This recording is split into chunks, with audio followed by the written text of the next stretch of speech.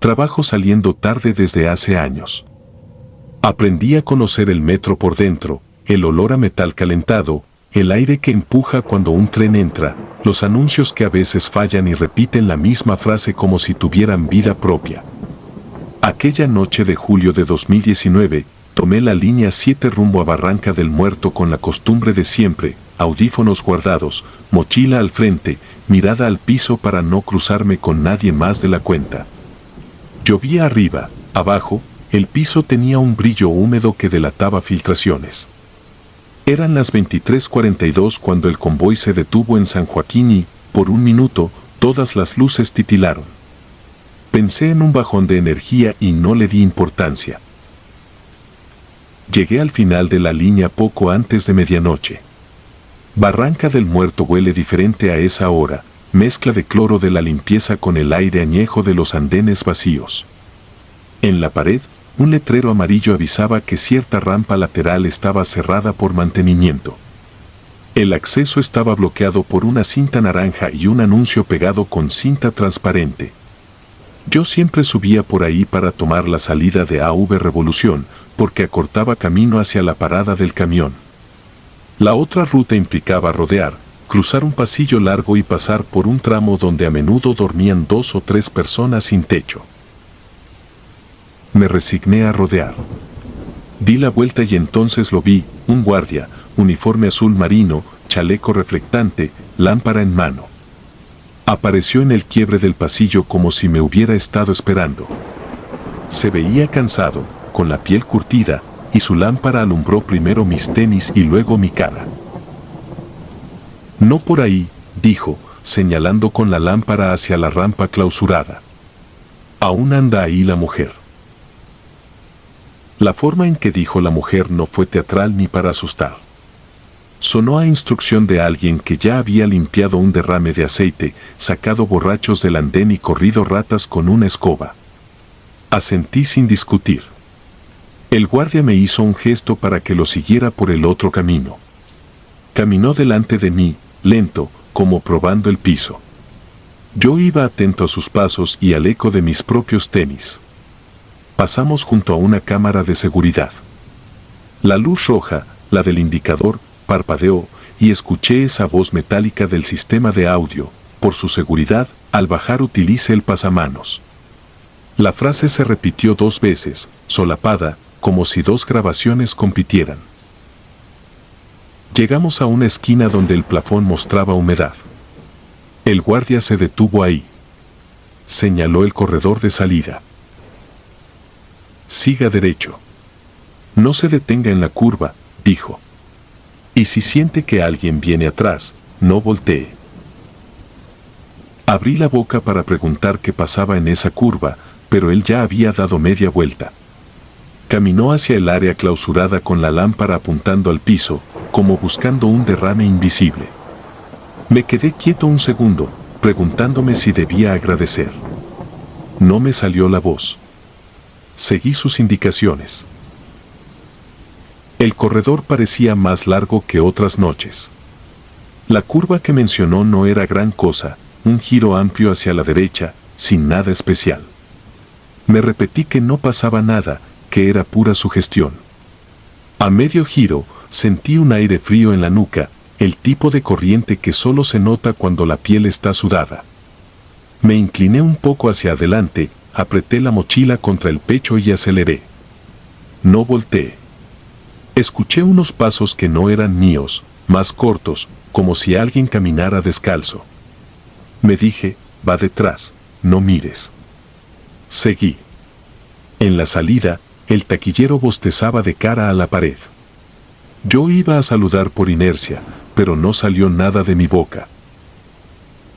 Ya en la calle, la lluvia estaba convertida en una llovizna fina. Caminé hasta la parada del camión sin mirar atrás. Llegué a casa con la rutina de siempre: ducha, sándwich, revisar que el celular cargara. Me costó dormir, no por miedo sino por una inquietud rara que se me quedó pegada al cuerpo, como cuando vuelves de una alberca y aún sientes agua en el oído. Puse una alarma para no quedarme dormido. Cerré los ojos. Al día siguiente, cumplí con el trabajo y regresé a la misma hora. No pretendía cruzarme de nuevo con el guardia, pero lo hice. Estaba junto a la máquina de boletos, con la lámpara colgando de la muñeca por una trenza de hilo negro. Esta vez me animé a hablar. Gracias por ayer, le dije. Me fui por el otro lado, como dijo. El hombre me miró sin sorpresa. Tenía ojeras profundas y una cicatriz en la ceja. No se acostumbre a esa rampa, contestó. Se abre sola cuando no deben. No supe qué responder. Pasé los torniquetes. Vi que el guardia se quedaba quieto, como escuchando algo en el radio que nadie más oía. Bajé al andén. Mientras esperaba, noté a una mujer parada sola, cerca de la línea amarilla. No pudo haber tenido más de 30. Llevaba un vestido oscuro que parecía de oficina y el cabello empapado como si hubiera salido a la lluvia sin paraguas. No se movía. No miraba el túnel ni el reloj digital.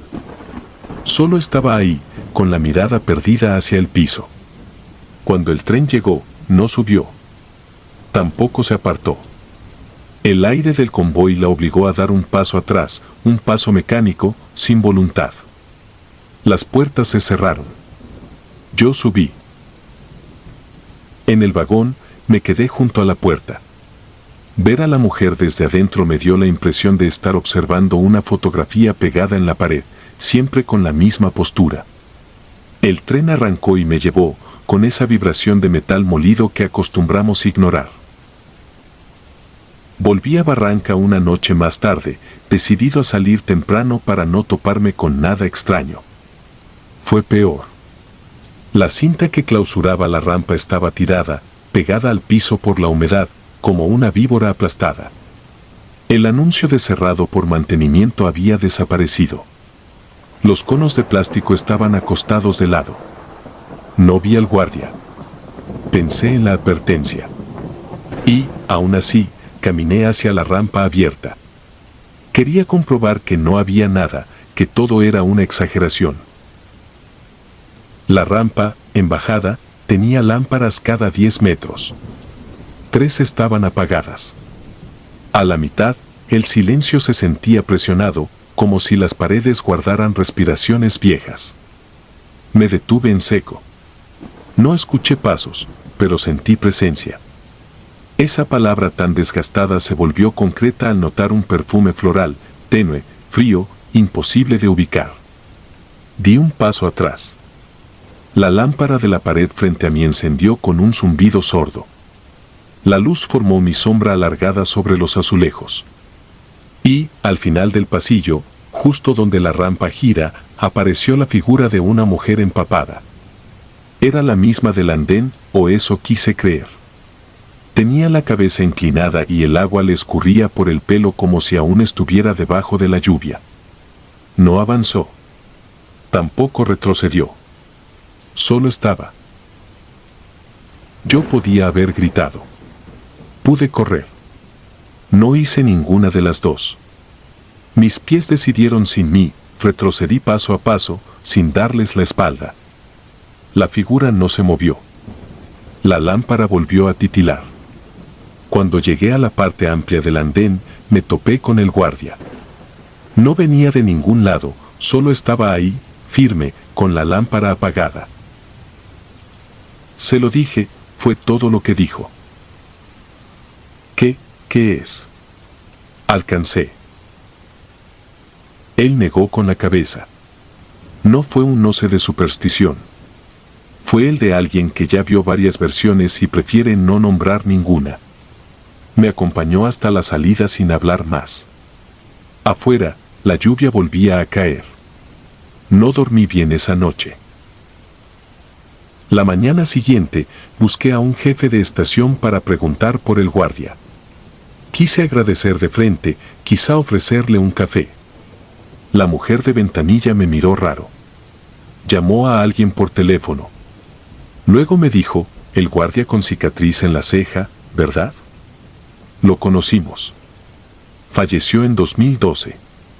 Me reí, no porque fuera gracioso, sino porque es lo que uno hace cuando la cabeza no entiende. Insistí, lo vi ayer y antier. Ella elevó las cejas y, con paciencia, me contó que aquel guardia se había metido a una rampa durante una falla eléctrica buscando a una usuaria que se había quedado del lado clausurado. No la encontró. A él lo hallaron al amanecer, tirado junto a la curva. Desde entonces, esa área se cierra más seguido de lo normal por mantenimiento. No intenté discutir. Pedí ver las cámaras. Me dijeron que no era posible.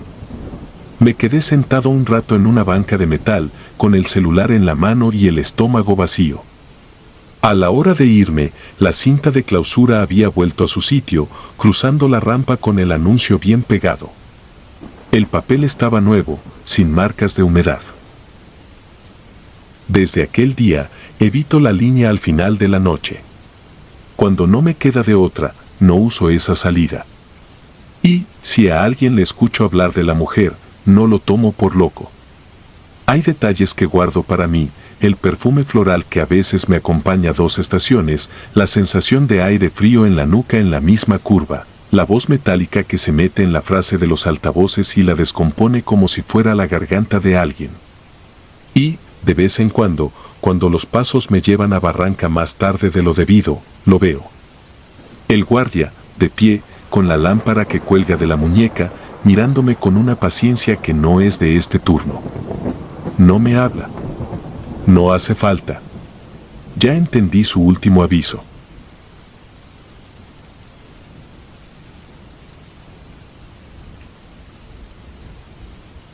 El colgado invisible.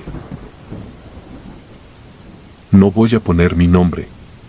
Solo diré que durante años trabajé con horarios partidos y el metro fue mi rutina más constante. Conocía los anuncios, el olor metálico, la vibración que sube desde las vías hasta las piernas.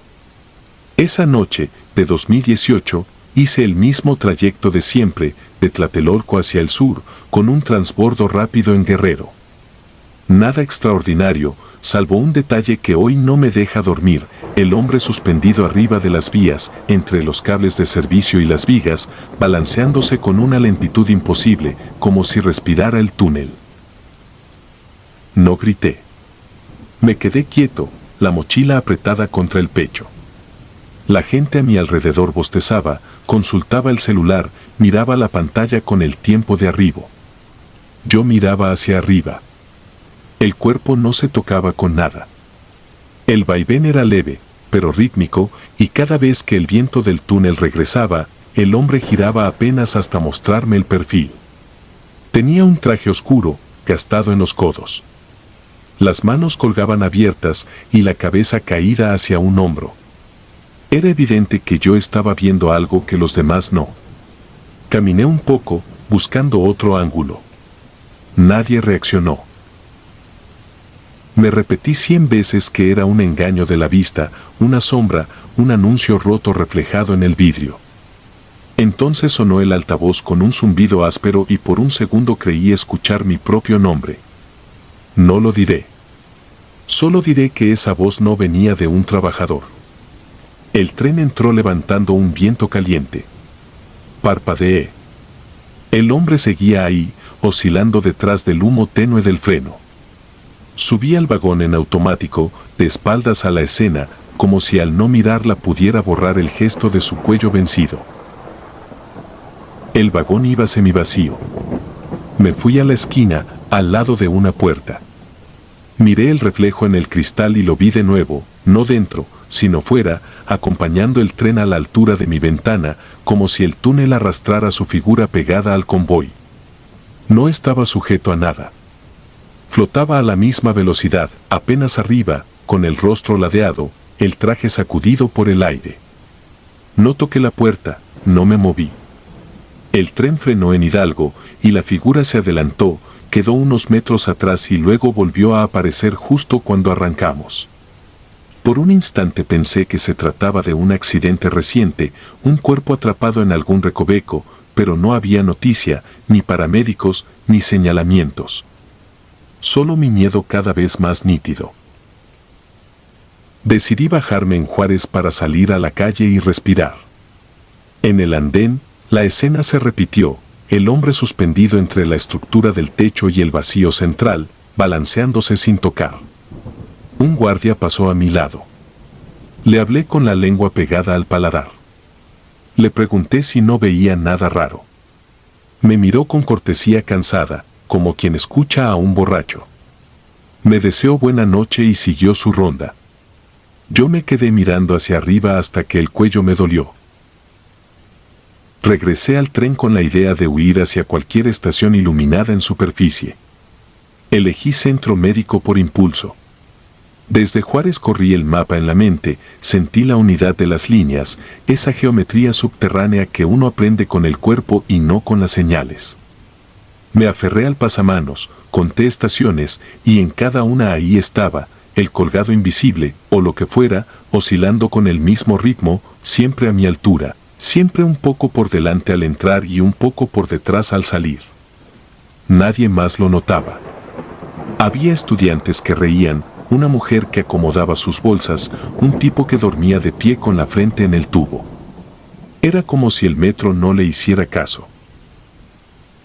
Bajé en Centro Médico y caminé hacia el pasillo largo del transbordo. El aire olía a humedad vieja. En las paredes colgaban carteles descoloridos.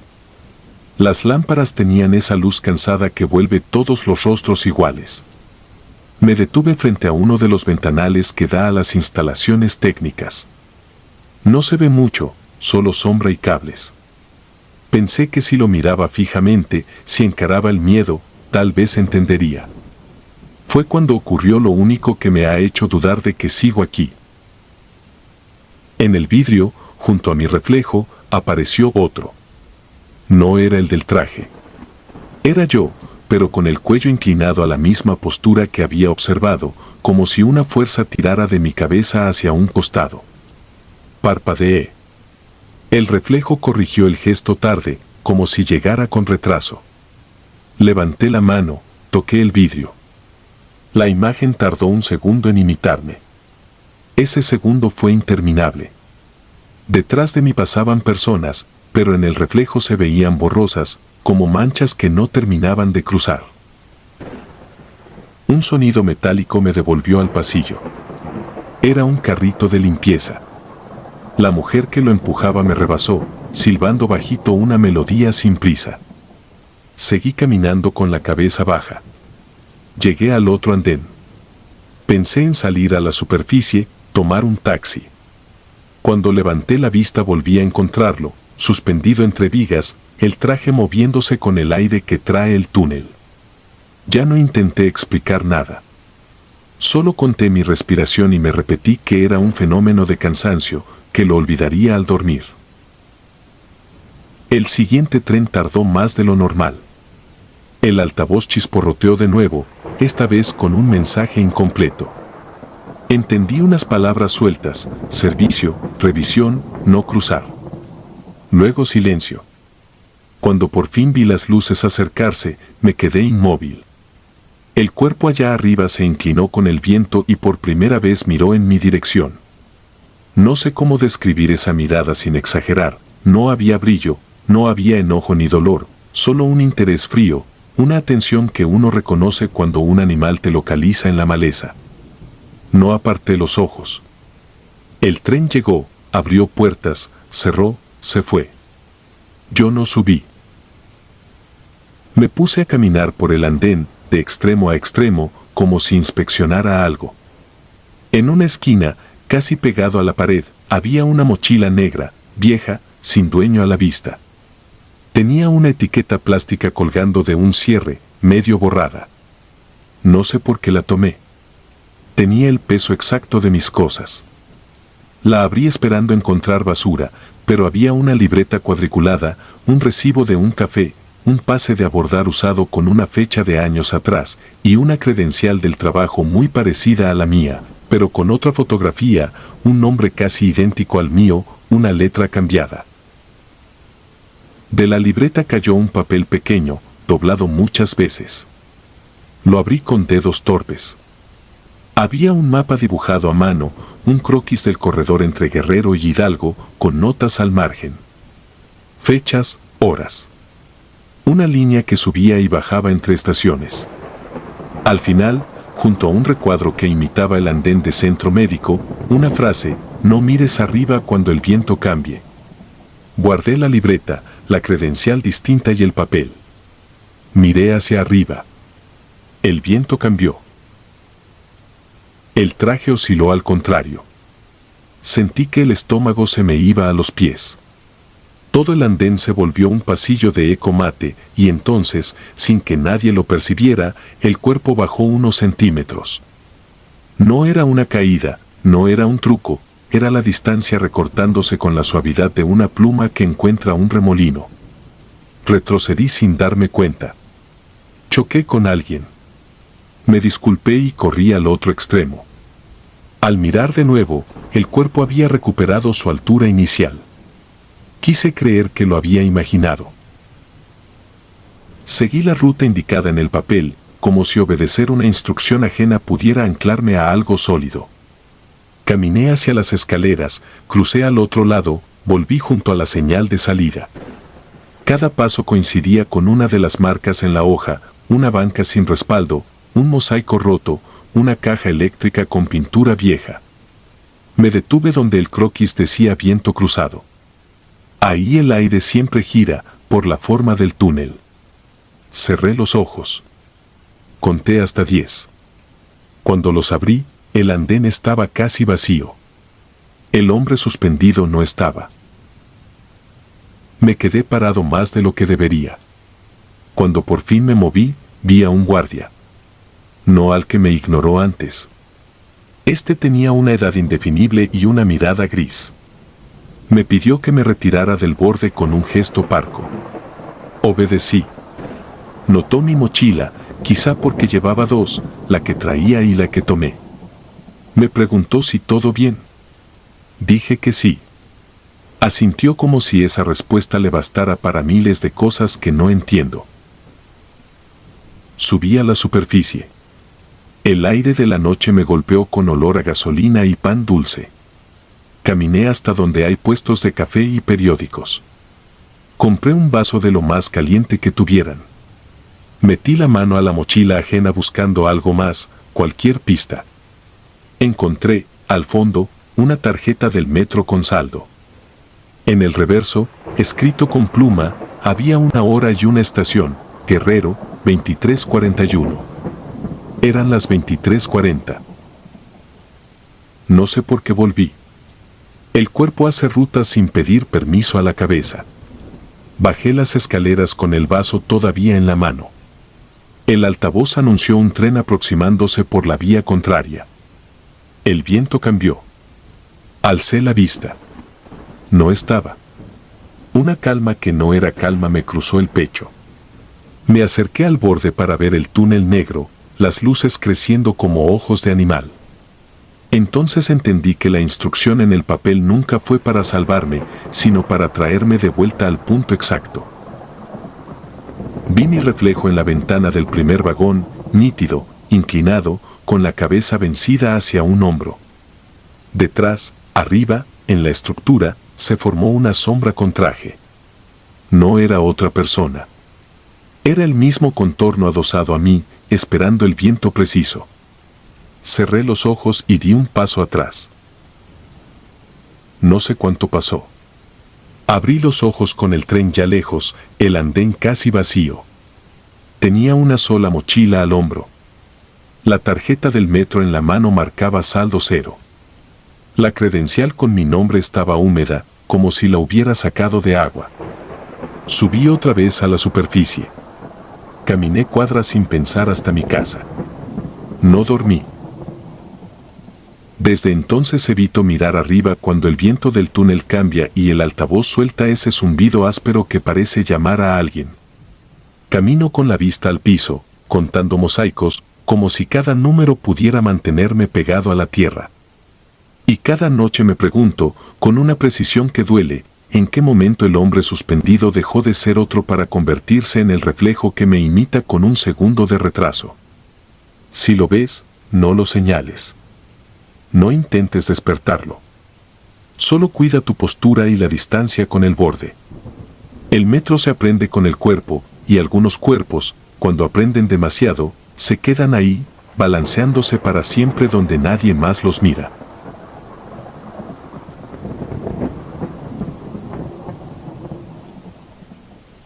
Salida que no existe. Tenía 26 años y volvía tarde del turno en el hospital. Elegí la estación Centro Médico porque me quedaba de paso a la pensión donde alquilaba un cuarto. Era 2019. Afuera lloviznaba apenas y abajo el aire estaba espeso, cargado de limpieza vieja y polvo levantado. Crucé los torniquetes con la tarjeta, bajé hacia el andén de la línea 9 y me quedé cerca de la columna con el mapa. Eran casi las 11:30, faltaba poco para el último tren. Fue cuando se acercó la mujer. No traía bolso, solo una chamarra ligera empapada. Me tocó el antebrazo como quien pide indicaciones y, sin presentarse, habló con una calma rara, que necesitaba ayuda para encontrar la salida hacia el eje 1, que llevaba rato dando vueltas. Asenté porque parecía fácil. Le dije que la acompañaba. Caminamos por el pasillo que conecta con los letreros verdes de salida, y de inmediato me extrañó que estuviese tan vacío. Ni vendedores de dulces ni parejas apuradas, nada. Solo ese sonido periódico de gotas cayendo en las rejillas. La mujer miraba al frente sin mirar nada. Yo intenté romper la tensión con una frase tonta sobre las obras que habían hecho meses atrás. Ella dijo que no conocía bien la estación, que había entrado por equivocación buscando un taxi. Su voz era suave y clara, como de alguien acostumbrada a no molestar. Cuando doblamos hacia la escalera mecánica apagada, levanté la vista y me detuve. Los escalones estaban quietos, con manchas de humedad, y al final la luz parpadeaba. Era la salida correcta. Subí el primer peldaño y le hice seña para que viniera. Fue un gesto breve, y en ese gesto la perdí. No hubo carrera, ni paso rápido, ni sombra pegada a la pared. Estaba a medio metro de mí y ya no estaba. Giré en círculo, conté columnas, verifiqué que no me hubiera rebasado por el otro lado. Nada. Grité su señora una sola vez porque el eco en esos túneles multiplica la voz y la vuelve ajena. No quería escuchar lo que no era mío. Regresé sobre mis pasos hasta el pasillo anterior. Todo seguía desierto. Al fondo, una cámara de seguridad oscilaba con una lentitud mecánica. Me acerqué a la base de la escalera y subí de nuevo, esta vez hasta la mitad. El foco de arriba titiló más fuerte, como si alguien estuviera pasando a contraluz. Me quedé quieto escuchando, mejor dicho, tratando de escuchar por encima del zumbido pesado del sistema de ventilación. Entonces la vi. Estaba arriba, a contraluz de la luminaria, parada del lado izquierdo, justo antes del último tramo. No tenía prisa. Tampoco parecía perdida. Tenía la cabeza un poco inclinada hacia mí, como si reconociera mi rostro, como si esperara algo que yo no sabía dar. Le dije que ya casi llegábamos y avancé. 2, 3 peldaños. Cuando levanté la vista, la luz parpadeó y ella ya no estaba, pero no sentí que se hubiera ido. Sentí que el espacio se había acomodado para que no la viera. Llegué al rellano superior. El letrero de salida apuntaba hacia un pasillo angosto y allí, a mitad del pasillo, había otra escalera, pero esta no la recordaba. Era más vieja, con aristas gastadas y una baranda metálica fría. Subí con cautela. El techo estaba cada vez más bajo y el aire más pesado. Arriba me recibió un descanso y una puerta metálica sin manija exterior. Detrás se oía un golpeteo leve, regular, como tubería cansada. Toqué y la puerta se abrió hacia mí con un chirrido que no correspondía a un sitio público. Detrás, un cuarto de mantenimiento con 2 focos desnudos. Cajas, trapeadores, un balde oxidado. Y, sobre la pared, un monitor apagado. Iba a cerrar y retroceder cuando el monitor encendió solo. Primero una nieve de interferencia, luego la imagen en blanco y negro de la escalera mecánica de abajo. Yo no aparecía en la toma. La mujer sí. Estaba quieta en el primer peldaño, mirando hacia la cámara, los ojos fijos como si quisiera que la identificaran. Levantó la mano derecha y señaló hacia arriba, hacia donde yo estaba. En el cuarto el aire se volvió denso, no por miedo inmediato, sino por la certeza de estar siendo llevado, como empujado por una corriente invisible. Cerré la puerta con esfuerzo. Volví a las escaleras. El foco del pasillo hizo un amago de apagarse definitivamente y recuperó su brillo débil. Bajé 2 niveles y, en lugar de salir a la escalera mecánica donde había empezado, aparecí frente a otro letrero salida. El mismo tipo de placa, el mismo color, pero colocado en una pared que no reconocía. Ya no escuchaba el tren. Ya no escuchaba los anuncios pregrabados. Solo pasos lejanos, tan rítmicos que no parecían de alguien vivo. Pensé en regresar al andén y esperar al guardia.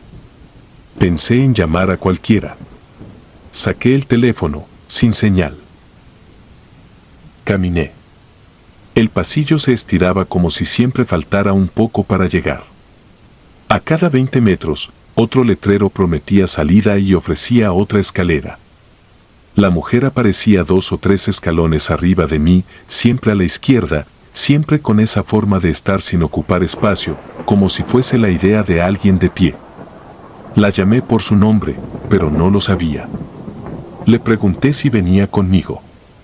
Ella no asentía ni negaba. Solo esperaba a que yo subiera un poco más.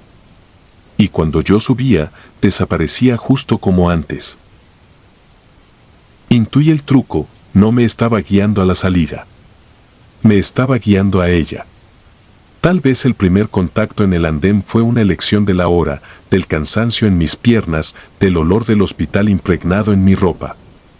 Me detuve y decidí no seguir subiendo. Me senté en el escalón y cerré los ojos. No sé cuánto tiempo pasó, pero escuché un golpe sordo a mis espaldas, en el descanso. Abrí los ojos lento. La mujer no estaba al frente. Estaba a mi izquierda, a una distancia imposible de medir en metros, como sucede en ciertos sueños.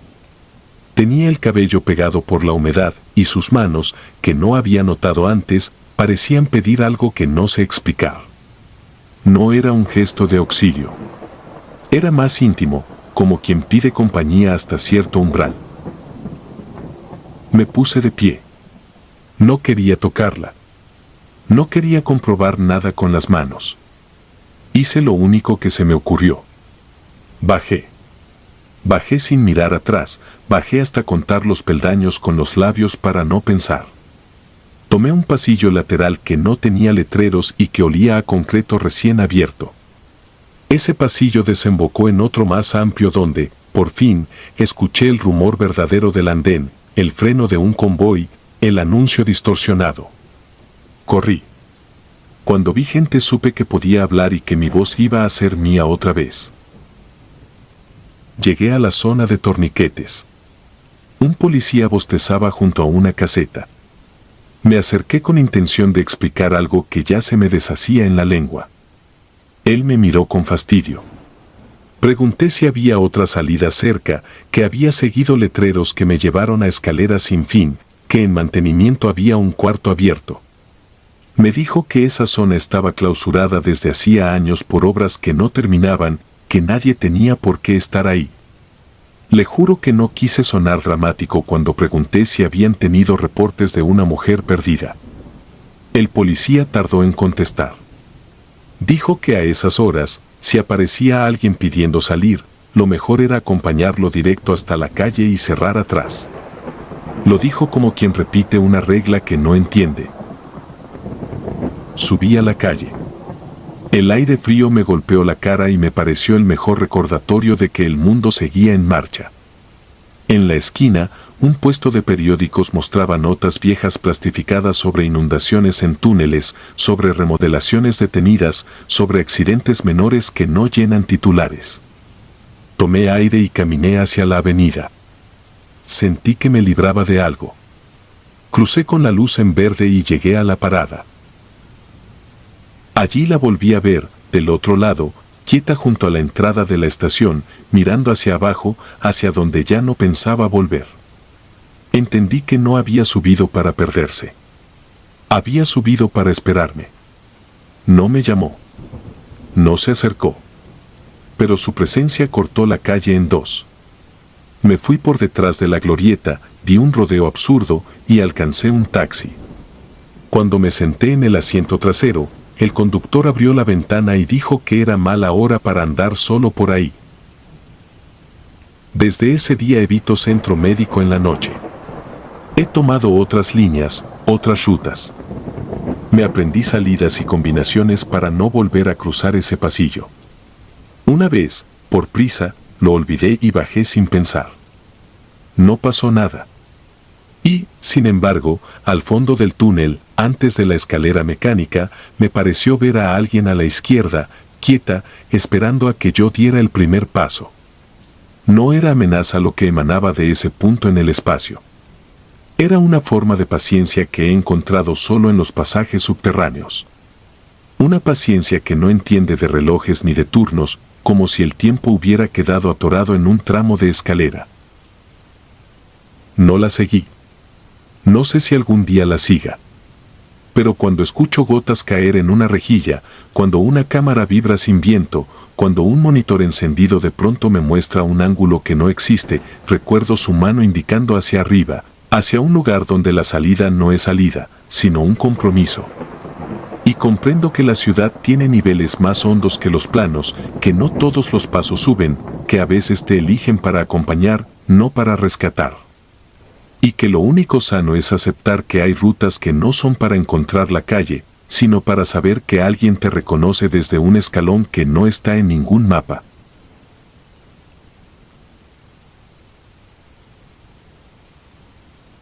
Último tren sin registro. Trabajo de noche desde hace años y conozco el metro mejor que algunas calles de mi colonia. Aquella madrugada, todavía puedo oler el freno caliente mezclado con tierra mojada. Eran las 2:37 en la línea 1, con transbordo desde Tacubaya hacia Observatorio para recoger una mochila que un cliente dejó olvidada.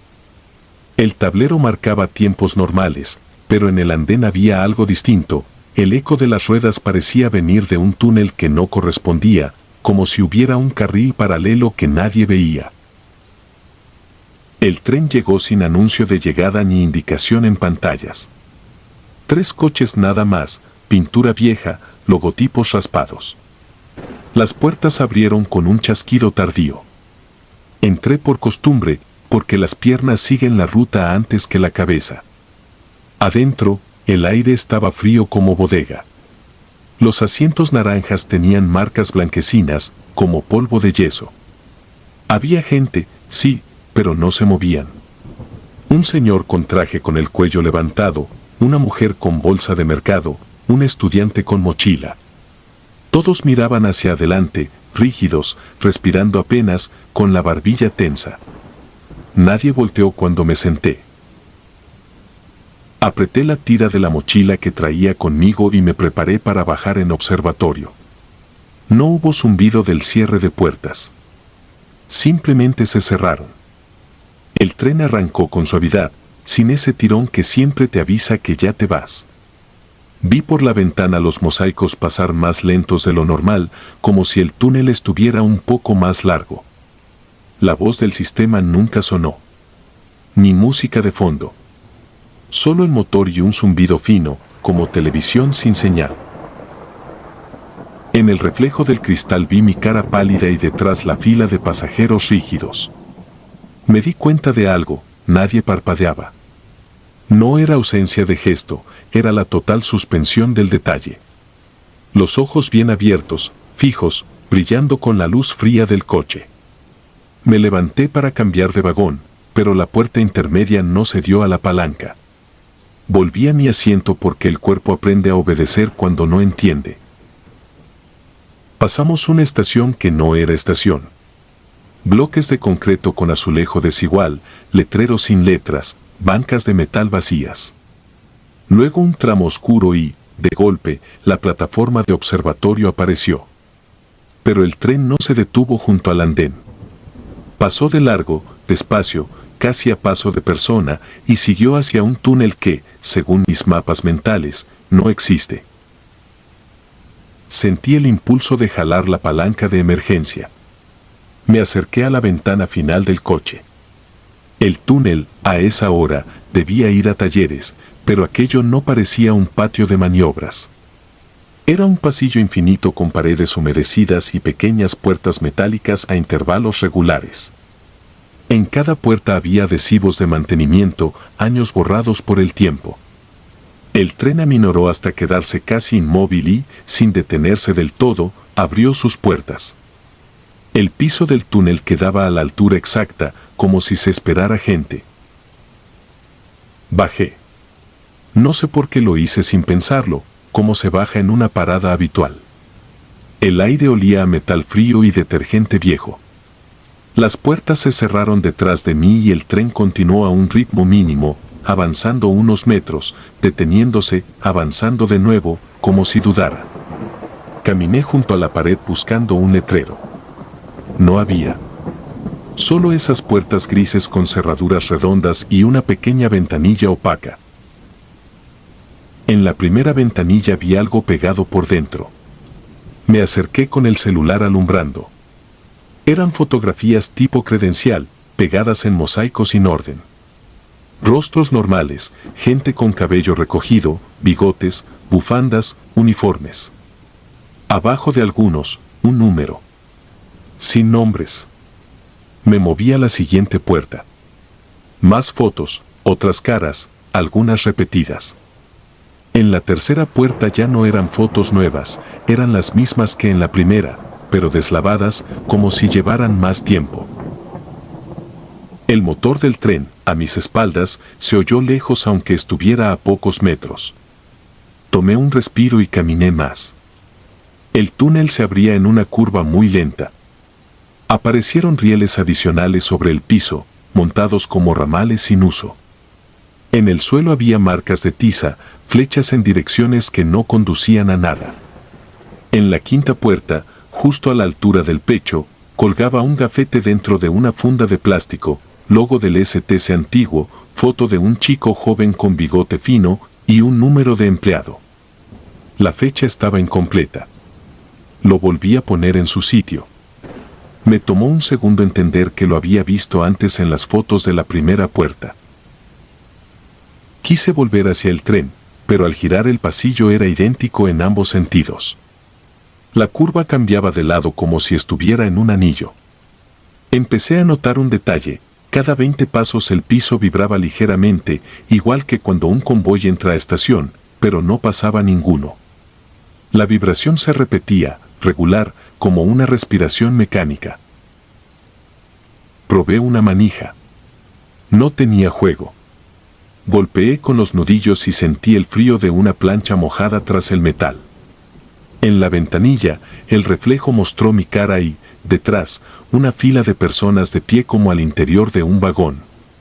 Giré el celular para alumbrar el pasillo y no había nadie. Volví la luz a la ventanilla. La fila seguía ahí. Personas inmóviles, los mismos que había visto en el tren. La mujer con bolsa de mercado, el estudiante con mochila, el señor de traje. Pero ahora estaban de lado, como esperando turno. La piel me ardió desde la nuca hasta los brazos. Caminé más rápido. Un punto de luz lejana prometía salida. Al acercarme, no era salida, era un nicho de servicio con un panel eléctrico encendido. Tenía un interruptor grande marcado con una flecha y un texto: no operar en marcha. Abajo, un cuaderno de mantenimiento con hojas húmedas. Lo abrí con cuidado. Páginas con checklists de hace décadas, pero la tinta parecía escrita esa misma madrugada. En la columna de observaciones se repetía una frase: se detiene para recoger. No decía qué. Me quedé quieto. La vibración bajo los pies se sintió un poco más fuerte, como si algo más pesado avanzara por un carril invisible. Una corriente de aire me rozó el hombro, helada y seca. En la pared, entre dos puertas, encontré un mapa esquemático dibujado a mano con plumón negro desvanecido. 3 círculos señalaban puntos de parada en el túmulo, unidos por una línea que regresaba a sí misma. Al lado, una hora, 3:13. Miré la hora en el celular. 3:11, no recuerdo haber respirado entre ese momento y lo que vino.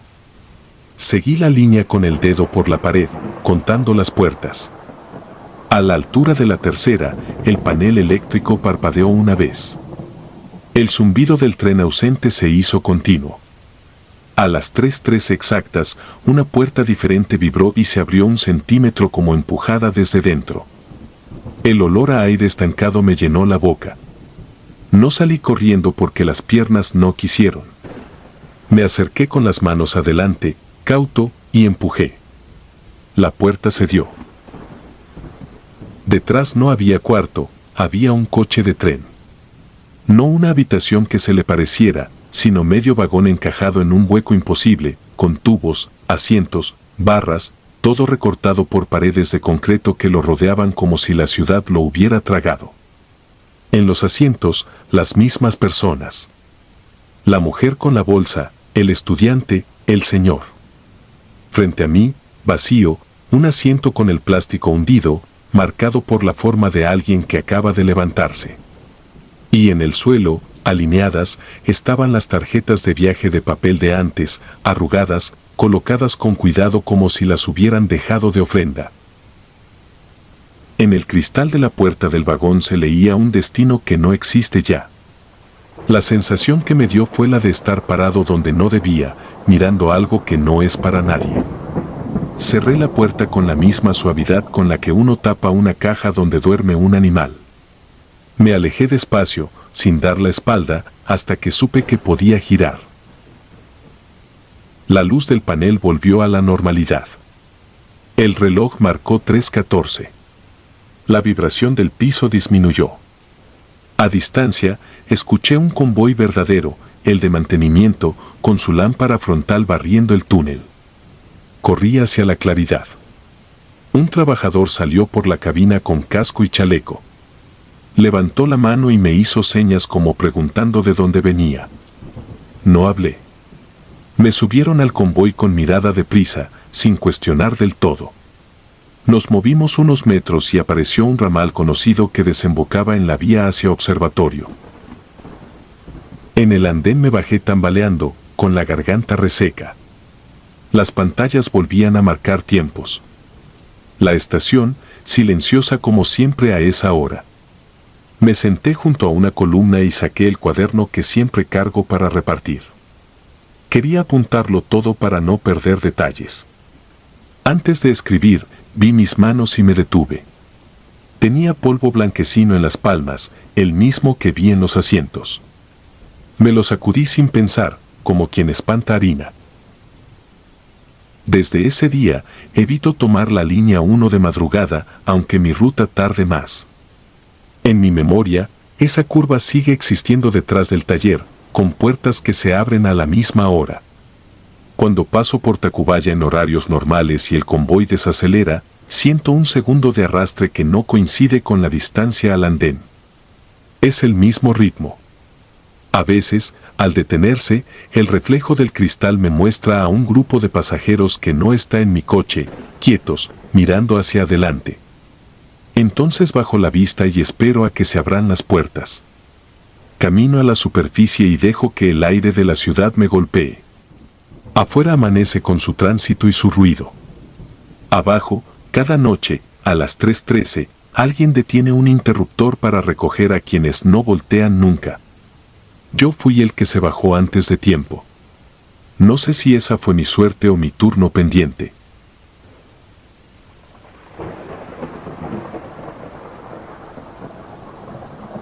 Caras borradas. No fue de niño ni en un rancho. Fue en 2017, una noche cualquiera después del trabajo, con la mochila colgando y los zapatos húmedos por la llovizna. Tomé línea 3 rumbo a Indios Verdes y me bajé en la Raza para caminar el túnel del transbordo. Ese pasillo largo, con láminas y estrellas pintadas, siempre me había dado una calma rara. Esa noche no. El aire olía a humedad vieja. Las lámparas tiraban una luz áspera que hacía ver el polvo en suspensión como si alguien acabara de barrer pero hubiera dejado todo a medias. Había poca gente. Un vendedor que guardaba sus dulces, una pareja que discutía en voz baja, 2 policías cansados pegados a una columna. Caminé con la cabeza gacha, oyendo el retumbar de mis pasos en las placas del piso. Entonces lo vi, un niño sentado en las escaleras que bajan al andén de línea 5. Tenía suéter de rayas, pantalón oscuro, tenis embarrados, las manos cruzadas como quien aguanta el frío. Lloraba sin ruido, con los hombros subiendo y bajando. Me acerqué por reflejo, más por costumbre que por valor. Le dije si estaba perdido. No me contestó. Levantó la cara. No tenía rasgos. No era máscara, no era broma, no era truco de luz. Era piel lisa, tensa, como si alguien hubieran extendido una sábana sobre algo que ya no existía. No grité. Nadie gritó. El vendedor pasó a 2 metros sin verlo. La pareja no interrumpió su pleito. Los policías siguieron apoyados, con la mirada ida. El niño se irguió, se tomó de la baranda y empezó a bajar escalones sin mirar. Yo también bajé. El andén estaba casi vacío. Un tren naranja cerraba puertas del otro lado. Escuché el anuncio de costumbre, grabado y lejano, como si viniera de otra estación. El niño se paró justo donde se quedan las ruedas del vagón. No miró al túnel. Parecía esperar algo. En el muro de enfrente, un mosaico descascarado tenía manchas que formaban figuras. Me fijé porque juraría que, por un instante, todas esas manchas se parecían a caras sin rasgos. Parpadeé. Eran solo manchas. Un tren llegó rechinando. El aire empujó papeles y un olor a metal gastado me hizo fruncir la nariz. El niño subió al primer vagón. Yo subí detrás, casi sin pensarlo. Adentro había 3 personas y un señor dormido con la cabeza colgando. El niño se agarró del tubo y se quedó de pie. Yo me senté frente a él, a prudente distancia. El vagón arrancó. En el vidrio vi mi reflejo, medio borroso por el polvo. Me acomodé la mochila y saqué el teléfono, por inercia, para ver la hora. Las 23:07. Volví la cámara hacia el pasillo. El niño no apareció en la pantalla. En su lugar, la imagen mostraba un tubo vacío, la puerta, el anuncio de no recargarse, y los asientos, nada más. Quité el teléfono y él seguía ahí, delante de mis ojos, con su suéter de rayas y su cabeza lisa. Subí el brillo, intenté de nuevo, enfoqué. Nada. Tomé una foto al vagón entero. En la foto, ni el señor dormido ni la señora de la bolsa grande ni el chavo con audífonos aparecían. Solo el armazón del vagón, limpio, como si fuera nuevo y estuviera en exhibición. Guardé el teléfono con la piel erizada. No dije nada. Nadie dijo nada. Seguimos avanzando. Entre estaciones, la luz parpadeó y hubo un breve silencio de motor. En ese apagón mínimo sentí que el vagón no se movía, que el túnel no estaba afuera sino adentro, como si rotáramos sobre un eje invisible. Cuando volvió la luz, el niño se había desplazado un par de pasos sin mover los pies. No es una figura. No es suposición. Era como si el vagón se hubiese acomodado alrededor de él. Apareció la estación siguiente con su nombre en grande. Las puertas abrieron. Nadie subió. Nadie bajó. El anuncio sonó 2 veces, desfasado, como eco mal puesto. El reloj marcaba 23:07, igual que antes. Miré las manos del niño. Tenía uñas cortas, un rasponcito en un dedo, piel reseca en los nudillos. Pensé en suéteres de tienda barata, en tenis de rebaja, en una casa en la que alguien preguntaría por él y nadie tendría respuesta. Me descubrí temblando, no de miedo sino de frío. Le quise tocar el hombro. No lo hice. Uno de los policías que había visto arriba cruzó la puerta y se quedó justo ahí, como en fotografía, mirando hacia adentro sin enfocarnos. La puerta se cerró en su cara. El tren siguió. El policía no estaba afuera, ni adentro. Simplemente dejó de estar. Entre la siguiente estación y la otra, el vagón se llenó de gente sin entrar. Es difícil de contar. No se abrieron puertas. No hubo detención. Sin embargo, poco a poco, los asientos se ocuparon. Una señora con canasta. Un joven con mochila. Un hombre con traje arrugado. Los veía, podía contar sus movimientos mínimos, el crujido de una bolsa, el giro de una muñeca. Pero en el reflejo del vidrio, los asientos seguían vacíos. Levanté el teléfono y confirmé, la cámara mostraba un vagón desierto. Mi rostro se aparecía, pálido y sudado. Detrás de mí, solo tubos y anuncios. Bajé el teléfono y el murmullo de gente me envolvió. El niño se volvió hacia mí. No había ojos, pero su cabeza se orientó con certeza, como si escuchara dentro de mis pensamientos. Dio un paso corto, luego otro. Sentí el peso de una mirada que no existía. Toqué la barra fría y me puse de pie con cuidado. El tren disminuyó la velocidad. Escuché la voz metálica que anunciaba una estación que no reconozco. El nombre no me sonó a nada. Las letras eran familiares, pero el conjunto no tenía sentido. El tren se detuvo. Puertas abiertas. Afuera, un andén sin anuncios, apenas una línea amarilla mal pintada y un mosaico verde botella que brillaba como piso mojado. Nadie se movió. El niño sí. Salió del vagón y caminó hacia un pasillo lateral sin señalización. Yo lo seguí, como quien sigue su propia sombra. El pasillo era estrecho. La iluminación venía desde atrás, a zarpazos. Al avanzar, las paredes cambiaron de textura, de azulejo a concreto, de concreto a ladrillo viejo, de ladrillo a una mezcla de materiales que no supe nombrar. En un tramo, el piso tenía marcas de zapatos con dirección contraria a la mía. Todas del mismo tamaño. Todas la misma pisada repetida, una y otra vez, hasta desvanecerse donde el pasillo se abría a una especie de cuarto de servicio sin puerta. Adentro había bancos de madera, una mesa con un radio apagado y un tablero con roldanas viejas. Un calendario detenido en un mes de hace muchos años. En la pared, una fila de fotografías pegadas con cinta. Eran las tomas de vigilancia del andén, planos fijos, horarios, fechas. En todas, el andén vacío. En una esquina de cada foto, siempre la silueta de un niño de suéter de rayas, sin rasgos. Avanzando. Acercándose. Colgando del tubo. Sentado en el borde de la plataforma. Esperando. El niño tocó el tablero con la palma.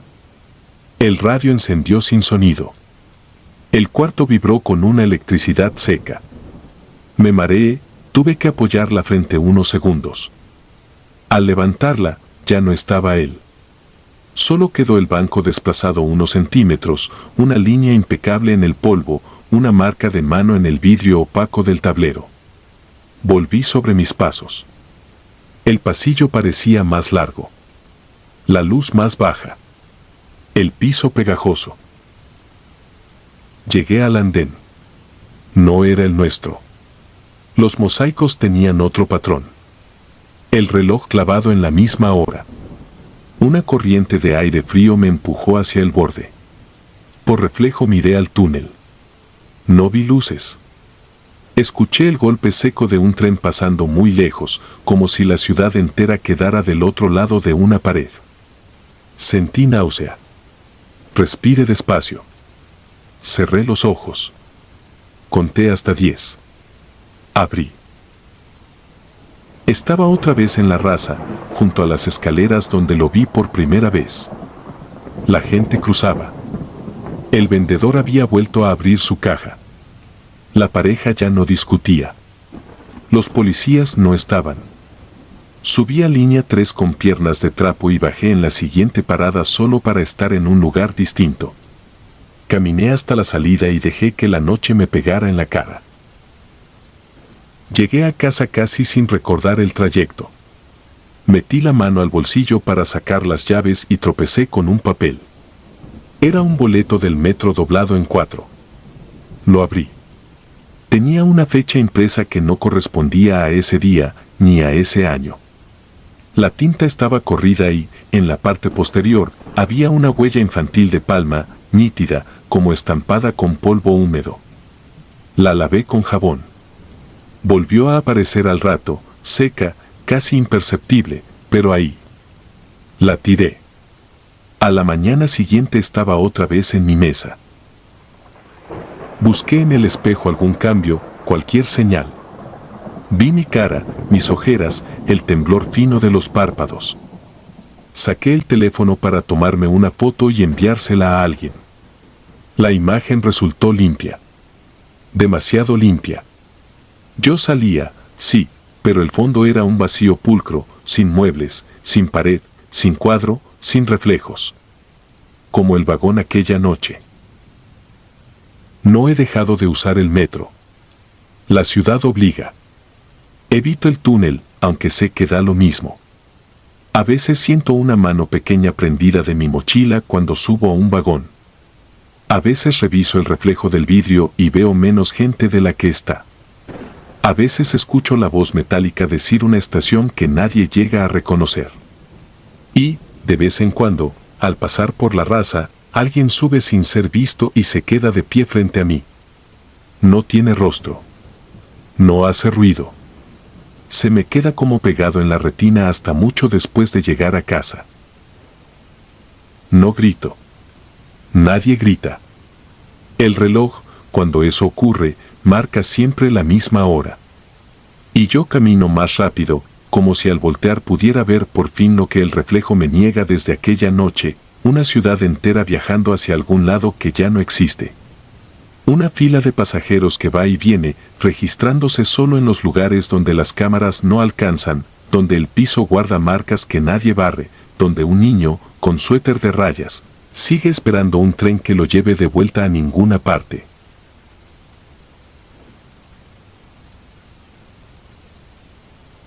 Sangre en el andén. Hace 8 años trabajaba como auxiliar de limpieza nocturna en el metro de la Ciudad de México. El turno empezaba a las 23:30 y terminaba cuando el primer tren del amanecer se ponía en marcha. Mi ruta incluía los pasillos que conectan línea 3 con línea 5 en la estación La Raza, un laberinto angosto que a esa hora se siente más subterráneo que nunca. Las paredes sudan humedad, las luminarias parpadean con un zumbido metálico y el aire huele a oxidación y polvo viejo. Ahí fue donde lo vi por primera vez. Apenas crucé el pasillo, distinguí una silueta sentada junto a la rejilla de ventilación. Era un hombre de barba enmarañada, ojos hundidos, piel cuarteada como cartón mojado. Vestía varias capas de ropa mugrosa y sostenía una bolsa de plástico transparente, dentro había algo oscuro, liso, brillante.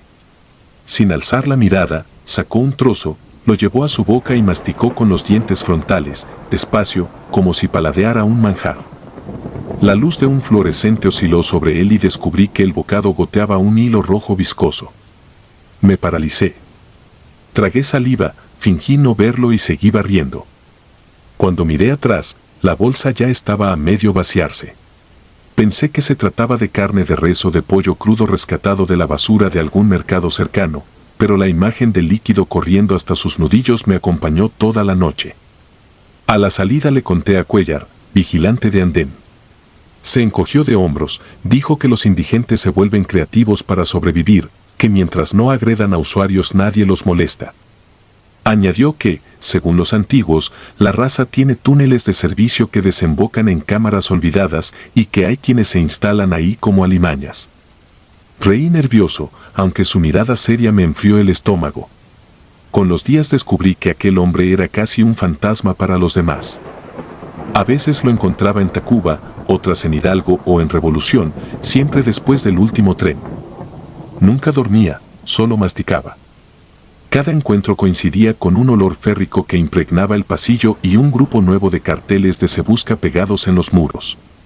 Jóvenes, vendedores ambulantes, hasta un policía bancario, rostros que de pronto desaparecían entre los vagones y no regresaban a casa. La estadística oficial hablaba de robos de órganos, ajustes de cuentas, secuestros express.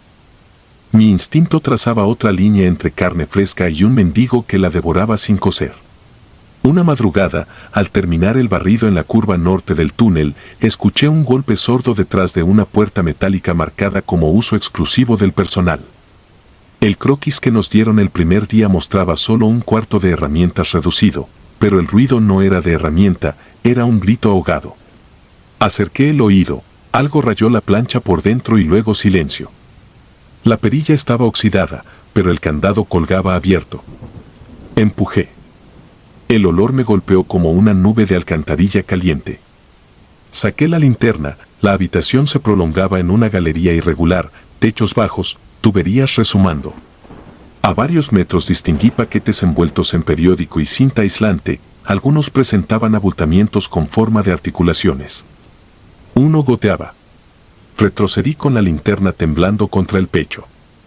Cerré, aseguré el candado y deseé haber llevado guantes más gruesos. Esa noche no barrí el resto del pasillo, me limité a caminar pegado a la pared, ignorando cualquier crujido. Afuera, el supervisor me reprendió porque dejé basura en la zona, pero no hallé coraje para explicarle. Solo pensé que, si comentaba algo, me tacharían de supersticioso o, peor, sospechoso. La tensión escaló cuando desapareció Camila, una de las boleteras de Bellas Artes. Era amable y siempre llevaba dulces para los que trabajábamos en turno nocturno. El último que la vio afirmó que subió al vagón de la línea 8 rumbo a Constitución pasadas las 22:50. No hubo rastro. Su imagen con uniforme naranja cubrió todos los monitores de circuito cerrado. Al verla sentí un pinchazo. 3 noches antes la había saludado y me regaló un caramelo. Decidí actuar. Conseguí, gracias a Cuellar, acceso temporal a las grabaciones de cámaras internas. Revisamos las cintas de 5 estaciones, en todas se repetía la misma sombra, el vagabundo, acurrucado junto a una salida de aire, devorando. En la estación Guerrero, a las 23:04, la cámara lo captó arrastrando algo pesado envuelto en lona azul hacia la puerta de servicio. Al pasar, goteaba. Las imágenes perdían resolución justo cuando la puerta se abría. Ni Cuellar ni yo dijimos nada, pero el guardia presionó pausa y dejó la pantalla congelada en un fotograma donde se notaban dedos asomando por un borde rasgado. La evidencia no era concluyente, nos dijeron, y la prioridad seguía siendo mantener la operación regular. Así, todo quedó archivado en un cajón burocrático. Un fin de semana sin servicio nocturno, mantenimiento profundo en otras líneas, me quedé solo con un eléctrico llamado Sandoval. La estación lucía como un vientre vacío. Decidí volver a la puerta. Esta vez llevaba mascarilla, lámpara de alta potencia y el pico de un extintor como defensa improvisada. Quité el candado, la bisagra chirrió. Avancé conteniendo arcadas. Entre la penumbra encontré un colchón improvisado con periódicos pegados al suelo, latas oxidadas, botellas vacías y, al fondo, un hoyo de concreto arrancado que descendía. El halo de la lámpara reveló escalones tallados a golpes y paredes manchadas de marrón oscuro. Bajé 5 peldaños y escuché un sonido húmedo, chuc chuc, chuc chuc, masticar lento. Mi mano sudaba sobre el extintor cuando una sombra alargada se proyectó sobre la pared. El silencio se hizo denso como aceite y comprendí que él estaba a un suspiro. No esperé. Corrí. El metal del extintor chocó con mi rodilla, me trastabillé y la lámpara cayó, girando sobre sí misma. En aquel destello vi unos ojos abiertos en blanco, la boca irritada por costras, mechones de barba pegados con sangre seca y unos dientes hundiéndose en algo cuya forma preferí no descifrar. Me arrojé por el túnel, subí la escalera casi a gatas, cerré la puerta y aseguré el candado. Sandoval me encontró sentado contra la pared con la mascarilla empapada de sudor. Antes de que hablara, le di la llave y le rogué que llamara a la policía auxiliar. No preguntó, el terror se reconoce sin palabras. Los oficiales tardaron 40 minutos. Cuando irrumpieron, los acompañé temblando. El olor ya invadía el pasillo completo. Abrieron, el lugar estaba vacío, pero las huellas fangosas conducían al hueco subterráneo. Bajaron con focos portátiles y, a mitad de la escalera, se escuchó un disparo seco. Uno de los agentes gritó que retrocedieran. Subieron pálidos arrastrando al vagabundo, llevaba la camisa rasgada, el torso cubierto de mordidas autoinfligidas y los ojos perdidos en algún horizonte interno. En la mano derecha aún apretaba un anillo de plata con la inicial C sobre una piedra rosa. Reconocí el anillo, se lo había visto a Camila una semana antes. Sentí que el piso vibraba como si un tren fantasma pasara por mis huesos. En la cavidad hallaron costales con restos humanos, huesos largos, mandíbulas completas, pedazos de ropa, teléfonos triturados. Algunos databan de años atrás, otros aún conservaban temperatura. El vagabundo fue trasladado a un hospital psiquiátrico bajo cargos que jamás supe si prosperaron, nunca volvió a pisar los andenes. La prensa deslizó teorías de rituales y tráfico de órganos, pero el expediente se selló. Nadie quiso admitir que el sistema de transporte más grande del país albergaba a un depredador que vivía entre escalones y anuncios turísticos. Yo seguí trabajando un par de meses, aunque cada noche era una prueba. El eco de mi escoba contra los azulejos me recordaba el crujido de los huesos que aquella vez pisé sin verlo. Desarrollé la costumbre de contar pasajeros que abordaban el último tren y compararlo con los que bajaban en la siguiente estación, a veces faltaba uno. Reportaba la discrepancia, pero siempre me respondían con estadísticas difusas. Imaginé que las autoridades preferían enterrar cifras antes que confesar que el suelo podía abrirse y tragarse una vida sin dejar rastro. Cuando renuncié, llevé conmigo el olor a óxido y carne que nunca logré quitarle a mis zapatos. Hoy trabajo en otro estado, conduzco mi propio coche y evito los túneles, pero basta oír el chirrido lejano de un tren para que la garganta se me seque. Entonces recuerdo el destello de los ojos blancos en aquel pasillo de la raza y el anillo tintineando entre dedos convulsos. Pienso en los carteles que se arrugaron sin respuesta y en los familiares que aún esperan explicación. Siento como el piso vuelve a vibrar, como si un convoy invisible pasara bajo mi casa a medianoche, llevando entre sus asientos el olor de un banquete que nadie más quiere imaginar. No he logrado dormir una noche completa desde entonces. Cuando cierro los párpados, escucho el chuc chuc del masticar y presiento un aliento caliente en la nuca. Abro los ojos, palpo mi cama y necesito encender la luz para recordar que ya no estoy debajo de la ciudad, que no soy un hueso envuelto en periódico, que el monstruo fue atrapado. Pero las luces, como las del metro, a veces parpadean, y en ese destello breve creo ver una sombra agazapada, moviendo la mandíbula con una paciencia infinita, esperando el siguiente bocado.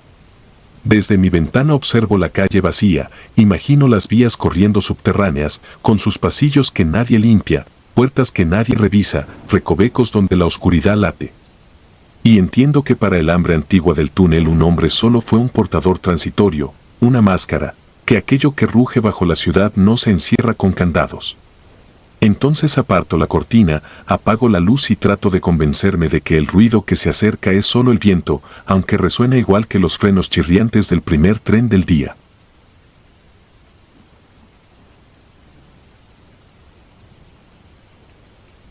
Última estación. Mi nombre es Eric Galván, y durante años el metro de la Ciudad de México fue parte rutinaria de mis madrugadas. En 2019 trabajaba como auxiliar de limpieza en un hospital cerca de Miguel Ángel de Quevedo. Mis turnos terminaban pasadas las 11 y, para ahorrar dinero, tomaba la línea 2 rumbo a Tasqueña. Conocía el traqueteo de los vagones, los anuncios de estación y el olor metálico que se pega a la ropa. Nunca había sentido miedo allí. El metro era ruido, prisa y olor a goma quemada, nada más. Esa percepción cambió el viernes, 13 de septiembre. La jornada había sido extenuante, pulí pisos, limpié vómito, vi morir a un paciente. Subí al andén con la cabeza pesada, me senté en el tercer vagón y dejé que la vibración me meciera. Cerré los ojos entre Hidalgo y Bellas Artes. Cuando los abrí, el tren estaba detenido dentro de un túnel sin iluminación de emergencia y yo era el único pasajero. No había altavoces ni chasquido de puertas. Solo silencio y oscuridad espesa, como si todo el sistema hubiese sido apagado. Me puse de pie aturdido y caminé hasta la puerta automática. En ese momento el vagón vibró con un chirrido áspero y comenzó a avanzar muy despacio. Afuera todo se tiñó de rojo, como si alguien hubiera colocado filtros sangrientos sobre las ventanas. Detalles normales, grafitis, anuncios, huellas grasosas, se transformaron en cruces invertidas que destellaban en cada panel de cristal. El traqueteo repetía un golpeteo fúnebre, un latido que no parecía humano. Intenté usar mi teléfono, pero la pantalla mostró líneas verticales que caían como lluvia ácida. Presioné el botón de comunicación con el operador, solo escuché respiraciones profundas, pausadas, como si alguien durmiera pegado al micrófono. ¿Hay alguien?, dije. Una voz infantil respondió entre chispazos de interferencia, ya no deberías estar despierto. Solté el botón y retrocedí hasta chocar con la puerta intermedia. El aire olía a óxido caliente. Decidí cruzar entre carros para buscar a otra persona. Al cambiar de vagón noté que los asientos estaban cubiertos por un polvo fino y gris que, al pisarlo, dejaba huellas fosforescentes. Cada nueva cabina parecía más vieja que la anterior, costuras abiertas, anuncios de 1975 sobre la inauguración de viaducto, planos sin la línea 12. Era como atravesar capas de tiempo invertido. El rojo exterior se intensificaba y la temperatura interior bajaba hasta que mi aliento se volvió una nube densa. En el penúltimo vagón tropecé con algo pesado. Era una bolsa negra para cadáveres. No tenía cierre, solo un pliegue, dentro se adivinaba una forma rígida. Quise alejarme, pero la puerta detrás se cerró con violencia. Entonces el tren se detuvo en seco. Las luces parpadearon y apareció, en ese rojo imposible, el nombre de estación, San Ángel. Esa estación no existe en ninguna línea. Las puertas se abrieron. El andén estaba cubierto de mosaicos rotos y charcos profundos que reflejaban el resplandor carmesí. No había bancas ni señalética, solo muros ennegrecidos y, a lo lejos, una escalera mecánica detenida. Cuando miré el túnel, el tren había desaparecido. Todo quedó en un silencio tan denso que dolían los oídos. Avancé hacia la escalera. En cada charco mi silueta carecía de rostro, solo una mancha oscura. Llegué al pie de la escalera y descubrí que el pasamanos estaba arrancado a mordidas, dientes humanos incrustados en la goma. Subí peldaño tras peldaño hasta un vestíbulo diminuto techado con láminas que goteaban agua rojiza. Sobre el muro colgaba un reloj detenido en las 2:06. Bajo el reloj había una boletería en penumbra. Golpeé el cristal, necesito ayuda. Una cara cubierta de ceniza, con los párpados cosidos, se pegó al vidrio. Su boca emitió el chirrido de frenos metálicos. Corrí hacia un pasillo lateral cuyas paredes sudaban aquella agua rojiza. El olor a hierro mareaba. El pasillo terminaba en una puerta doble. Sobre ella un rótulo pintado con plantilla, patio de maniobras. Empujé y encontré un túnel estrecho con respiraderos que exhalaban vapor blanco. Cuando el vapor se disipaba, aparecían sombras de personas colgadas del techo por los tobillos. Cuanto más caminaba, más sentía que descendía, aunque mis piernas avanzaban recto. De pronto el suelo vibró con la llegada de otro tren. Un convoy naranja antiguo se detuvo ante mí y abrió sus puertas. Dentro, los asientos estaban tapizados con periódicos que anunciaban tragedias reales, el choque de Tacubaya 2020, el derrumbe de línea 122021, incendios en subestaciones. La tinta parecía sangrar. Un impulso suicida me hizo abordar. Al cerrar las puertas, las luces cambiaron a un rojo todavía más profundo. En las ventanas, las cruces invertidas ahora llevaban nombres: Ana, Luis, Diego, compañeros del hospital muertos por COVID-19. Cada nombre ardía y se borraba con la velocidad del túnel. La bocina anunció, próxima estación. Viaducto, pero no bajes. Era la voz de mi madre, fallecida en 2016. Corrí a la cabina del operador, la puerta estaba abierta. Solo había un uniforme azul cuidadosamente doblado y una credencial, operador José R. Salgado, 1975. En el tablero, todos los indicadores marcaban 0 salvo 1, presión espiritual, subiendo sin parar. Miré por el parabrisas. El túnel se bifurcaba en 3, imposible según cualquier plano. Por el carril central brotaba una luz azulada, limpia. Activé la palanca de conmutación y dirigí el tren hacia ella. Las ruedas rechinaron como un lamento. El rojo empezó a diluirse, las cruces goteaban hasta evaporarse. Escuché pasos detrás. Una figura infantil sin ojos sostenía crucifijos de plástico. «Regresa, aquí perteneces», dijo con serenidad. Sentí que la sangre se me congelaba. Murmuré, «Ya no». Rompí el vidrio de emergencia, jalé la palanca de corte. El tren se apagó. El túnel quedó a oscuras salvo por un halo pálido de un respiradero. Trepé por la pared acanalada y subí un ducto vertical oxidado que olía a ozono. Cada metro el eco de la niña se hacía más débil. Al fin empujé una trampilla y caí sobre un andén abarrotado. Era tasqueña en hora pico del sábado. Gente y seguridad me rodearon. Dijeron que era imposible que hubiera un convoy en servicio a esa hora. Revisaron cámaras, nunca aparecí en el sistema, solo se me ve entre 2 vagones fuera de servicio, a las 3 de la mañana, gritando. Pedí una llamada y marqué al hospital. Confirmaron que era sábado 14, para mí habían pasado 40 minutos desde el viernes 13. Exámenes médicos encontraron nada anómalo. Juré no volver a tomar el metro. Sin embargo, despierto sudando en la madrugada, ese rojo regresa, pintando las paredes con cruces que laten al ritmo de los rieles. A veces oigo la voz infantil en el silencio, «Aquí perteneces». Entonces comprendo que tal vez nunca salí del todo de aquel tren, solo arrastro su túnel conmigo, esperando la señal para descender otra vez.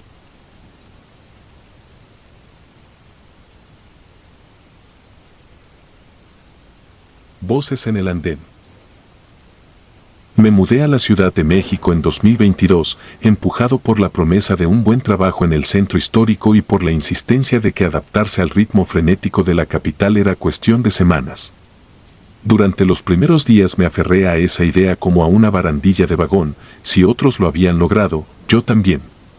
Empecé a tomar la línea 1, de Observatorio a Pino Suárez, a la misma hora todas las mañanas y regresaba cuando el sol se había ido, entre un océano de cuerpos exhaustos que solo deseaban llegar a casa. Al cabo de un mes todo parecía rutina, hasta la noche de la tormenta que cambió mi vida. Esa tarde llovió con furia desde antes del anochecer, el agua se filtró por las juntas del techo y formó charcos grasientos en los pasillos. Bajé las escaleras disfrazado de impermeable barato y el silbido húmedo que anunciaba humedad en los rieles me dio la bienvenida. El suelo estaba resbaloso, el olor a concreto mojado y sudor encerrado era peor que de costumbre. Las pantallas marcaban retrasos, los altavoces crujían con anuncios apenas audibles. Aún así, cientos de personas se apretaban a un costado de la línea amarilla, mirando el túnel oscuro como si de allí fuera a salir algo más que un tren. Me quedé de pie junto a un grupo de trabajadores que comentaban el aguacero, revisé el celular solo para saber la hora y luego lo guardé siguiendo el consejo que todo capitalino repite, no distraerse. Entonces sentí un leve choque en mi hombro.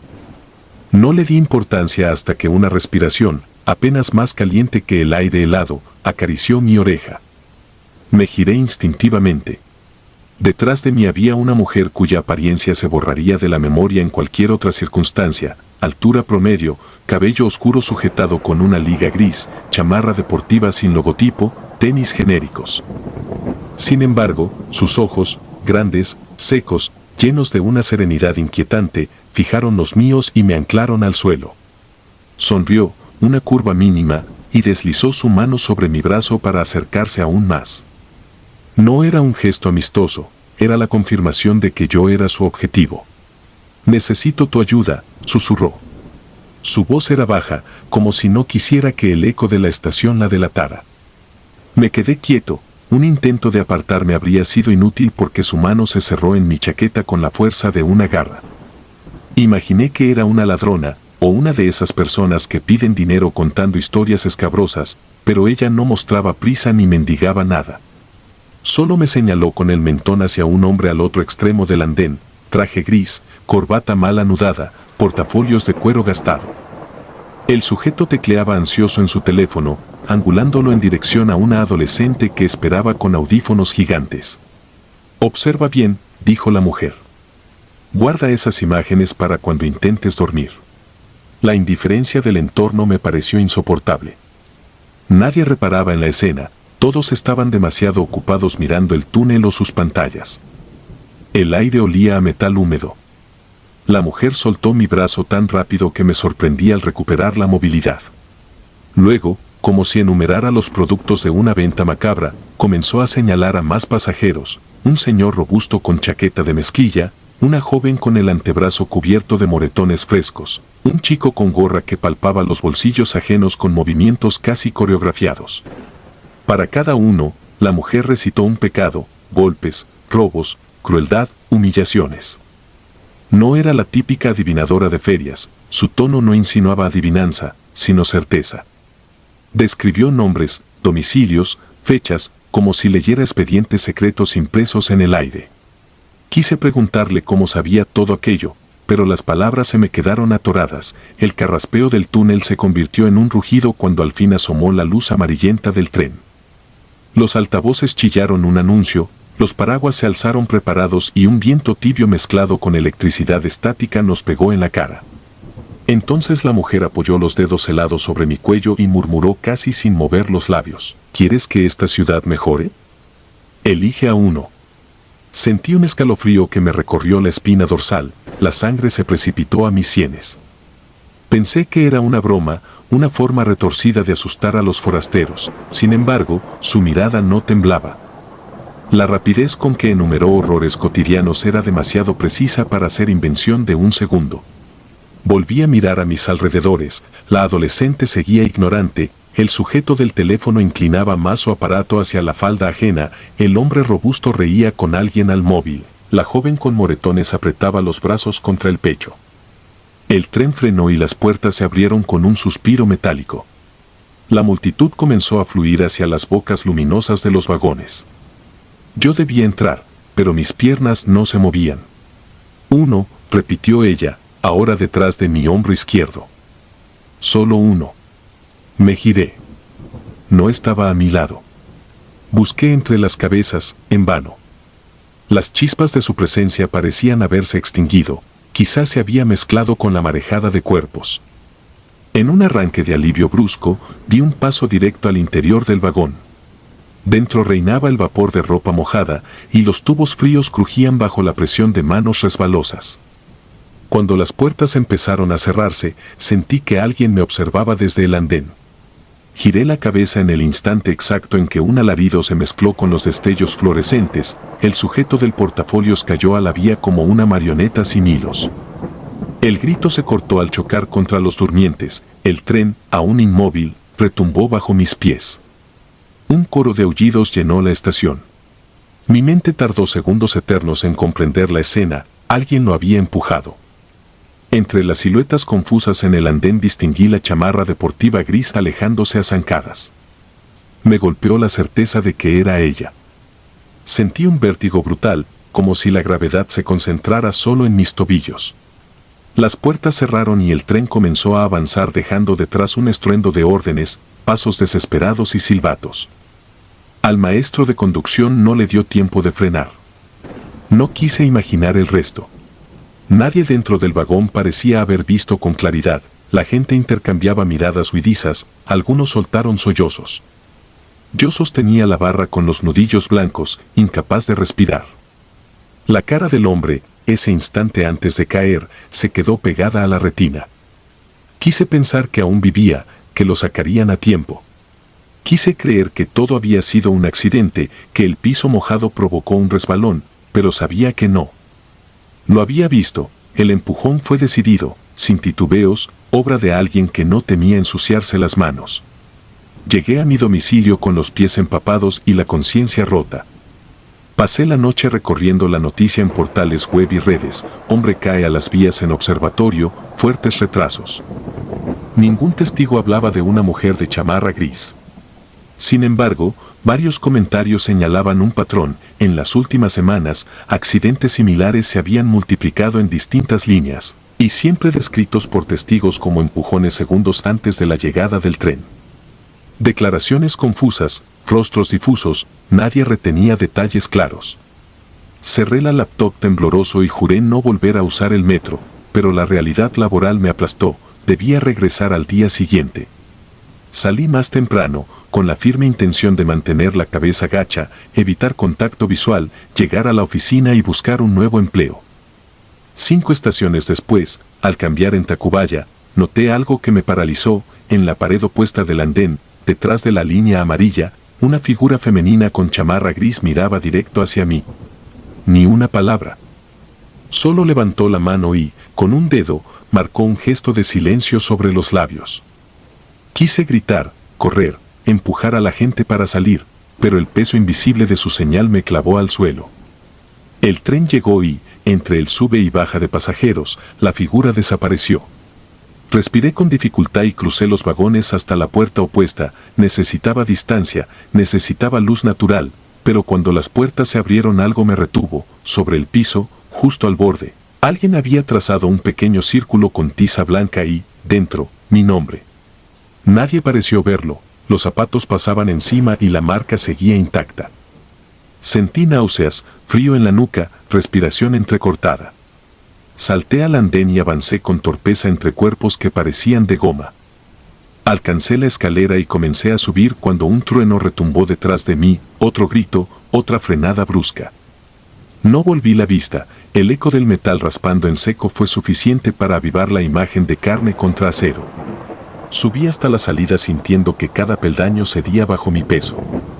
En el torniquete me detuve, el guardia hablaba por radio, pidiendo asistencia médica. Alguien gritó que habían empujado a un muchacho. Volví a notar la palabra empujón y me encogí. Empujón, elección, accidente. Mis pasos me llevaron a la calle inundada. No recordaba haber salido.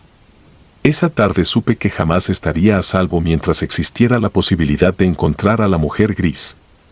Presenté mi renuncia, empaqué 2 maletas y busqué boleto rumbo a Chiapas. Dormí poco, con la maldita impresión de que, a la vuelta de cada esquina, ella me espiaba. En la terminal de autobuses me senté junto a una pareja de ancianos. Los altavoces anunciaban demoras por carreteras anegadas. Cuando levanté la mirada la vi, 3 filas más allá, camuflada entre mochileros. Levantó la mano y volvió a dibujar silencio en sus labios. Algo se quebró dentro de mí. El resto del relato lo escribo desde la habitación de la casa donde crecí, rodeado de paredes familiares que ahora me parecen extrañas. No encendí la televisión ni la radio. Cada noticia sobre la Ciudad de México podría arrastrar su sombra hasta aquí. Mis padres creen que volví por nostalgia, yo les miento diciendo que extrañaba los cielos despejados. Por las noches cierro puertas y ventanas, y aún así escucho el estrépito de trenes bajo mi piso. A veces, cuando el viento golpea el tejado, juraría oír el zumbido de los altavoces del metro, mezclado con una voz femenina que susurra mi nombre. Sé que no podré quedarme mucho tiempo, en cuanto ella decida que la ciudad necesita otra mejora, encontrará la manera de obligarme a elegir. Nunca imaginé que el miedo verdadero fuera tan silencioso. No hace falta un demonio de fauces abiertas para destruirte, basta una persona corriente que conozca tus secretos, que te coloque ante un espejo y te pida que señales al culpable.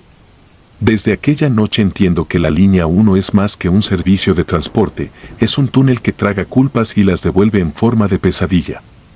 Y lo peor es que la pesadilla no termina en los rieles, se sube contigo, viaja a tu casa, se esconde en cada reflejo.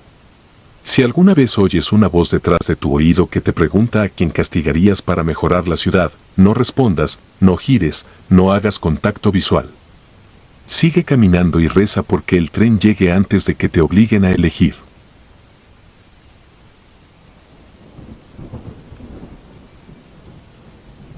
Último tren a la nada. Nunca he sido supersticioso, pero desde aquella madrugada de 2017 no vuelvo a tomar el metro cuando oscurece. Trabajo como auxiliar de enfermería en una clínica cercana a centro médico y aquel domingo doble turno, salí agotado, con la vista borrosa de sueño y el suéter oliendo a desinfectante. Eran las 2:15 de la mañana, cuando crucé los torniquetes de Indios Verdes. Las patrullas afuera zumbaban con las luces apagadas y el frío se colaba por los respiraderos del pasillo, trayendo olor a tierra húmeda. El andén lucía desierto, uno de esos vacíos casi perfectos que parecen decorado de película. Solo un vendedor ambulante bostezaba, recogiendo unas cuantas papas fritas tiesas, y una pareja de policías platicaba junto a la escalera, con la radio bajita. Un tren chirrió en el túnel, en su tablero solo brillaba un destino, universidad. Subí al primer vagón, más por costumbre que por valentía. Adentro había 6 personas dispersas. Nadie se miraba, todos fingíamos que el sueño era una manta que bastaba para protegernos. Un anuncio metálico retumbó: próxima estación, Deportivo 18 de marzo. Al cerrarse las puertas, sentí el batir del aire saliendo del vagón, un aliento rancio, como de sótano mojado. Me acomodé junto a la ventana, con la mochila en el regazo, y cerré los ojos un instante. En Deportivo, 3 pasajeros bajaron sin prisa. Aún quedaban 2 señores dormidos y, justo enfrente de mí, una mujer con bolsas de mandado. Fue entonces cuando lo vi. Un hombre entró a través de la segunda puerta. Traje color mostaza, pasado de moda, demasiado grande. Traía un maletín negro cubierto de una costra de lodo seco. Jamás volteó a buscar asiento, se quedó de espaldas a todos, plantado frente a la puerta de emergencia, murmurando algo que no entendí. Susurraba con la sequedad de quien reza sin fe. El tren arrancó y una ráfaga de luz naranja se partió dentro del vagón, luego el túnel engulló todo. La mujer con las bolsas meneó la cabeza, incómoda. Yo también sentí el hormigueo de la sospecha. Aquel sujeto no llevaba audífonos ni teléfono. Hablaba solo, pero su murmullo tenía ritmo, como si alguien le respondiera con silencios. Próxima estación, Potrero. Conforme las vías rechinaban, los 2 señores empezaron a moverse, inquietos. El primero abrió los ojos y miró al hombre del traje. Sin decir nada, jaló del brazo a su compañero y se levantaron. Bajaron apresurados, casi tropezando, mientras el tren vaciaba el andén. La mujer del mandado titubeó, se aferró a sus bolsas y lo siguió. En cuestión de segundos el vagón quedó solo para mí y aquel desconocido. Respiré hondo. No estaba armado con nada más que mi cansancio y un bolígrafo en la bolsa. El hombre prosiguió con su diálogo invisible, golpeando de vez en cuando el maletín contra la pared. El golpeteo tenía cadencia, 3 golpes cortos, uno largo, 3 más, como si tocara en clave para que algo escuchara desde dentro. El vagón se sacudió violentamente al tomar la curva hacia la raza. Las luces palidecieron, oscilaron y recuperaron brillo, dejando un zumbido eléctrico que me crispó los dientes. El hombre se llevó la mano al cuello y empezó a rascarse. Bajo el cuello de su saco asomó una piel rugosa, gris verdosa, formada por pequeños hexágonos superpuestos. El movimiento levantó minúsculos copos blanquecinos que quedaron flotando en el aire, brillando como polvo de cemento. Tragué saliva. Calculé la distancia hasta el botón de emergencia, 3 metros. Podía correr, activar la alarma y saltar al siguiente vagón. Pero en el reflejo de la ventana vi mi propio rostro tenso, y detrás de mí, el de él, o al menos algo parecido a un rostro. El cristal devolvía una imagen borrosa de perfil, la piel alrededor de la boca pareciera estar cocida, y donde deberían brillar ojos, la oscuridad era absoluta. No se reflejaba luz alguna. El tren frenó en seco. Estación, error de sistema, balbuceó el altavoz. Las puertas no se abrieron. Afuera, el túnel permanecía sin iluminar. Sentí como el aire se espesaba, tibio, como cuando uno mete la mano en agua estancada. El hombre giró levemente la cabeza, no lo suficiente para mostrarme el rostro, pero sí para dirigirme una frase que deshizo mi calma. Ya casi llegamos, susurró, sin mover los labios que yo hubiera podido ver. Falta una parada. La piel se me erizó. Él no podía saber mi destino, yo bajaría en centro médico, a una estación de la raza. Quise responder algo, preguntar quién era, pero la voz murió en mi garganta. Opté por alzarme con sigilo, cada centímetro que levantaba los pies parecía pesar el doble. El tren reanudó marcha con un gemido metálico, como si las ruedas rasparan hueso y no rieles. La raza nunca llegó. El tablero anunció la raza, pero al abrirse las puertas vi un andén desconocido. Estaciones hay muchas, pensé, pero aquella no.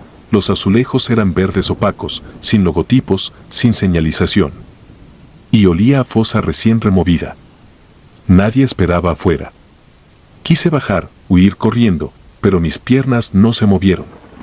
El desconocido tampoco descendió. Solo alzó el maletín, lo sostuvo sobre sus hombros y lo abrió. Dentro no había papeles ni herramientas. Había agua, negra y densa. Un borbotón silencioso se agitó como si algo nadara y quisiera salir. Cerró de golpe y el vagón se oscureció por completo. Cuando las luces regresaron, el tren avanzaba otra vez. El tablero mostraba, estación actual, túnel. Las fechas en los letreros de campañas de salud lucían mutiladas, año 197- se leía, con la última cifra arrancada. No había sentido. Todo el vagón olía a humedad añeja, a almacenamiento de décadas. El hombre se apoyó en la pared, las placas de su piel se habían extendido por la base del cráneo, desplazando mechones de cabello grasiento.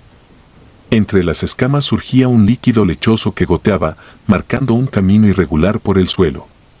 Caí en cuenta entonces de algo peor, el vagón donde estaba ya no era el mismo en que subí. Las ventanas tenían rejillas de metal, las agarraderas eran de cuero y los asientos, de madera astillada. Era un modelo retirado del servicio en los 90. Reconocí las viejas lámparas tubulares y un grafiti desteñido que vi de niño. Me mareé. Algo me arrastraba a un tiempo que no me pertenecía.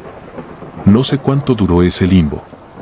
Las paredes vibraban con un coro subterráneo, como millares de voces arrastrándose por los ductos. Finalmente una luz naranja iluminó el túnel, se aproximaba a un andén distinto, con columnas cubiertas de azulejos amarillos y un mosaico con la silueta de un glifo prehispánico. Una placa oxidada decía, Tacubaya, línea fantasma, 1975. Pero esa combinación jamás existió. Las puertas se abrieron. El hombre del maletín bajó con calma. Yo, dominado por una mezcla de curiosidad y terror primitivo, lo seguí.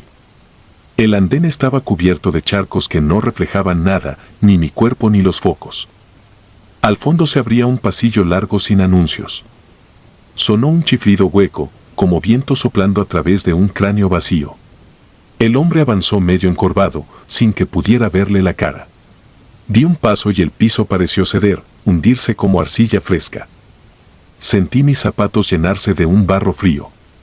El pasillo se deformaba a cada pestañeo, las luces se estiraban cual hilachas incandescentes. De pronto, los altavoces crepitaron con un mensaje imposible: próximo tren con destino a Indios Verdes arriba en 38 años. La cifra se repitió varias veces, distorsionada, hasta convertirse en un quejido de metal. El desconocido abrió nuevamente el maletín. Esta vez lo sostuvo al nivel de su pecho y escuché chapoteos. Algo oscuro reptó hasta el borde, un brazo flaco, cubierto de la misma piel escamosa, salió y palpó el aire. Lo siguiente fue inenarrable, de la cavidad emergió una silueta infantil, sin ojos, sin boca, solo piel pálida y prisada. Se aferró a la solapa de su padre y aspiró como si oliera mi sangre. Comprendí que era hora de correr o morir de miedo. Me giré. El tren que me llevó allí ya no estaba. Solo quedaba un túnel devorando su propia luz. Aguanté la respiración y corrí por el andén opuesto. Cada zancada era como pisar esponjas, el suelo se hundía y exhalaba burbujas de aire pútrido. Detrás, oí el crujir de huesos mojados y las escamas arrastrarse. El altavoz repitió, 37 años. Entendí que si no alcanzaba la salida antes de que terminara esa cuenta regresiva absurda, quedaría atrapado para siempre. Un letrero borroso señalaba salidas. Seguí esa flecha hasta encontrar una escalera. Al subir, un vaho sulfuroso me arrancó lágrimas. Las paredes resumaban un líquido negruzco. Tropecé 2 veces, pero no me detuve. Sentía el palpitar de aquello detrás, cada latido estremeciendo las placas de concreto. Al fin llegué a los torniquetes. No había taquilleras ni guardias ni máquinas. Golpeé la puerta de servicio con el hombro y ésta cedió. Una bocanada de aire frío me abofeteó. Era el vestíbulo antiguo de Tacubaya, sí, pero vacío, como abandonado décadas atrás. A lo lejos un letrero fluorescente parpadeaba con la fecha, 8 de enero de 1979. Grité, insulté a la nada. Nadie respondió. No sé cómo crucé la reja, una fuerza de supervivencia me empujó hasta la calle. De pronto, el olor a gasolina y tamales hirviendo regresó. Y la Ciudad de México, de madrugada, estaba ahí, taxis cromados, una señora cerrando su puesto de flores, luces de neón parpadeando. Miré mi reloj, 2:17 de la mañana. Apenas habían transcurrido 2 minutos desde Indios Verdes. Volteé al acceso del metro, exhibía el logo moderno, pintura recién retocada. Dentro, el andén lucía normal, con publicidad actual. Corrí hasta un puesto de jugos, cerrando persianas. El señor me vio pálido y me ofreció un banco. No supe qué decirle. Cuando respiré hondo, descubrí manchas blanquecinas secas en mi ropa, como polvo de muro. Una sensación viscosa me recorrió el cuello, la camisa estaba húmeda con ese líquido lechoso que goteaba del desconocido. Lo limpié con un pañuelo mientras temblaba. Pedí un taxi. En el trayecto, el chofer me contaba historias de cierres de estaciones por mantenimiento. Yo asentía sin escuchar. Cada túnel de viaducto que pasábamos me recordaba aquel pasillo imposible. Al llegar a casa, vomité en la banqueta y me desplomé en el sillón. Intenté encender la tele para distraerme, pero en la pantalla apareció, por un segundo, la fecha 1979 antes de que el noticiero nocturno arrancara con su música habitual. He callado este relato durante años, temiendo que las palabras abran otra vez la puerta a ese lugar. Pero algo me obliga a escribirlo, desde aquella madrugada, cada vez que paso por una estación vacía, huelo ese fango dulzón y siento un rumor en las escaleras, como si alguien, o algo, golpeara un maletín contra las paredes, esperando a que me quede solo para volver a mostrarme el camino sin retorno. No sé si fue un cruce entre tiempos, un fantasma o un parásito del subsuelo. Solo sé que, desde entonces, sueño con un tablero luminoso que marca una cuenta regresiva y con un tren fantasma que arriba cada 38 años, buscando pasajeros tan distraídos y agotados como yo lo estaba aquella noche. Y cuando despierte la próxima vez, temo no encontrar la salida.